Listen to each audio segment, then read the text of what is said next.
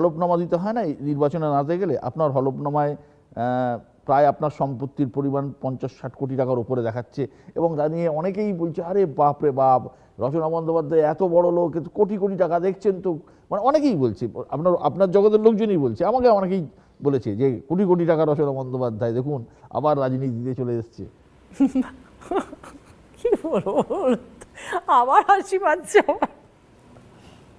না। প্রথমত তো এটা আপনি ভুল অ্যামাউন্ট বলেন, এতখানি এত কিছু নয়, যাই হোক, আর এতটা অ্যামাউন্ট কিছু নয়। আর দ্বিতীয়ত হচ্ছে যে 30 বছর ধরে কাজ করছি দাদা, অনেক পরিশ্রম করেছি, এত ভাষায় কাজ করেছি, সারা ভারতবর্ষে মোটামুটি ট্রাভেল করেছি কাজের জন্যে।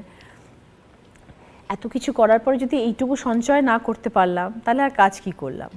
আর আমি সঞ্চয়ে বিশ্বাসী, আমি নয়, আমার বাবা সঞ্চয়ে ভীষণ বিশ্বাসী ছিলেন। আজকে আমার যে ব্যাংকে 5টা টাকাও যদি আছে, সেটা আমার বাবার জন্য।